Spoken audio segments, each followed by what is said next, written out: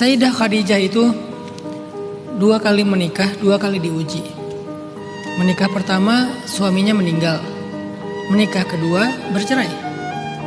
Baru yang ketiga ketemu dengan cinta sejatinya Nabi Muhammad SAW.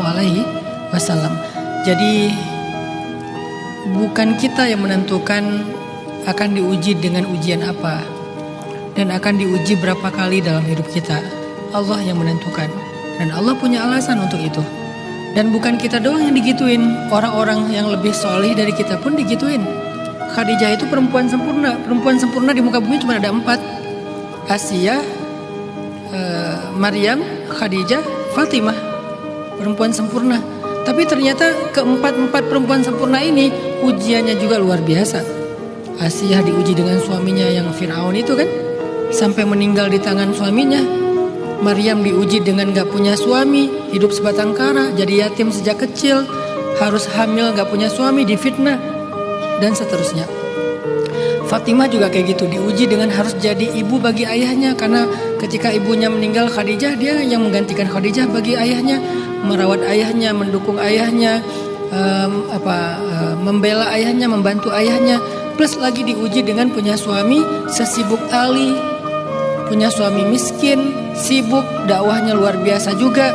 Jadi Fatimah, Maryam, Asiyah, orang-orang istimewa yang diuji dengan istimewa juga. Apalagi Khadijah. Dalam bab perasaan, Khadijah diuji dengan 2 kali pernikahan yang gagal. Apakah Khadijah ini punya dosa? Apakah di ujian yang pertama nilai Khadijah jelek sehingga diulang lagi untuk yang kedua? Enggak, bukan masalah itu. Tapi mungkin dia terlalu istimewa sehingga diberikan ujian lebih daripada yang lain. Dan berharaplah semoga jawabannya sama. Mungkin kita menurut Allah adalah seorang perempuan yang istimewa, sehingga Allah berikan kita ujian yang mirip dengan ujian Khadijah, yang mirip dengan ujian Fatimah, mirip dengan ujian Asiyah. Asiyah sih berat banget sih ya. Ya udah Maryam aja lah. Kalau Asiyah kan ujungnya kan ngeri banget ya. Walaupun husnul khatimah, meninggal di atas tiang salib dalam keadaan tersenyum. Asiyah. Jadi bukan tentang kayaknya aku gagal dari ujian pertama, makanya diulang lagi di ujian kedua. Kalau gagal lagi yang ketiga, gagal lagi yang keempat. Belum tentu itu jawabannya. Belum tentu itu. Sehingga kita jadi kayak underestimate terhadap diri kita sendiri. Terus kita ngerasa gak pantas. Bukan itu. Coba lihat dari sisi kasih sayang Allah. Karena ujian adalah love language-nya Allah kepada hamba. Kenapa kok love language-nya tuh ujian? Karena dengan ujian Allah tuh pengen ngangkat derajat kita. Dengan ujian Allah tuh pengen membawa kita ke sebuah gelar.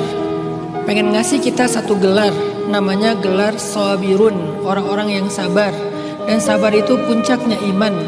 Dan sabar itu tidak didapatkan dengan duduk dalam majelis ilmu dengan tema sabar. Gak akan jadi sabar. Sabar itu didapatkan dengan melewati ujian. Dan di balik kesabaran ada banyak sekali janji-janji indah dari Allah Subhanahu wa taala. Mungkin Allah pengen bawa kita ke sana. Mungkin Allah pengen ngasih kita gelar sabar itu. Kayak di dunia kita kayak dikasih gelar S1, S2, S3, profesor. Dan semua itu ada challenge-nya, ada ujiannya. Sampai ke level akademik tertinggi misalnya. Begitu juga dalam karir, kita dikasih ujian, kita disuruh ikut pelatihan, baru naik jabatan. Selalu kayak gitu. Maka Allah juga mencintai kita dengan ngasih kita ujian khusus, program khusus, pelatihan khusus lewat ujian-ujian hidup supaya kita dikasih gelar yang istimewa dan khusus juga. Jadi kalau Mbak ngerasa saya diuji 2 kali dengan ujian yang hampir mirip, ya berarti 2 kali mau diangkat derajatnya oleh Allah. Dan kalau bisa dilewati, siapa tahu itu akan membawa kita kepada sebuah janji yang 2 kali lipat lebih istimewa daripada yang lainnya. Lihat dari sisi itu sehingga selalu berbaik sangka sama Allah, selalu termotivasi untuk ngejalanin hidup walaupun gak mudah pastinya. Walaupun gak mudah, tapi gak nyerah. Memang gak mudah, tapi jangan nyerah. Allahu a'lam. Berbahagialah kalau Mbak diuji dengan perasaan.